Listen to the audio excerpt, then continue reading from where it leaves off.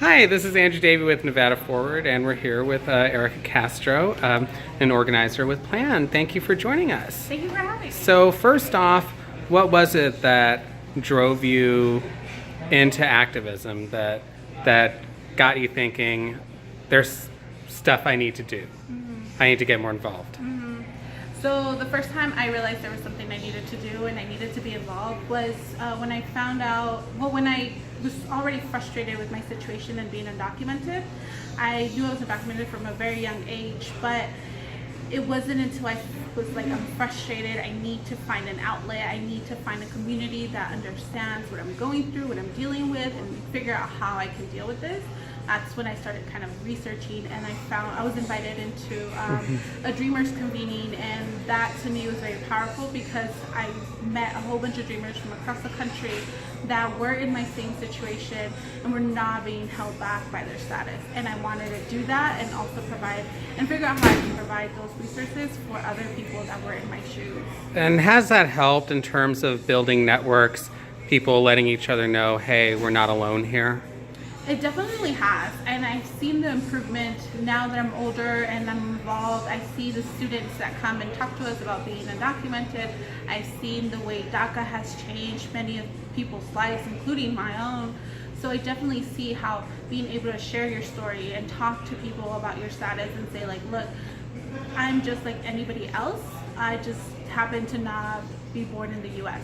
And I think having those conversations and being open with your friends, with your neighbors, with other people in your network about your status has really opened up the eyes and helped us move certain issues forward. And do you view this as even more valuable now in light of the last presidential election? My DACA? Or the work that we're yes, doing? and building those networks in the community. I think it's always been just as important. I think the difference now is that we are under attack, basically. We're under an administration that has all this negative narratives against undocumented people, immigrant people, Latinos in general. And I think that's what makes our work more important and more, not necessarily difficult, but something that we have to do because we're fighting for our livelihood, we're fighting for our lives. So I think that even though it was important in the previous administration, it was something that we could continue to fight for and continue doing without having that constant fear. And I think now that constant fear is there, so it just pushes us a little bit more harder to keep pushing forward. And finally, I know that now that with your plan, in addition to immigrant rights, you also organize on environmental justice matters. What drove you into working on environmental issues? Well, Plan has always had a history of working on a multitude of issues and looking at everything from a racial and a gender lens perspective. So when I joined Plan and I joined as an environmental justice organizer, it was something that a lot of the times the Latino community isn't brought into this conversation, and it's not because we don't care, and it's not because it's something that we're not passionate about. It's just that conversation isn't brought to those communities, and a lot of the times, we're dealing with so many other things, but it's hard to have a seat at that table in that conversation. And I think being able to, me as a queer documented woman, talking about these issues, especially with communities of color, people of color, I think it was very important, and bringing unlikely allies and other people into this conversation.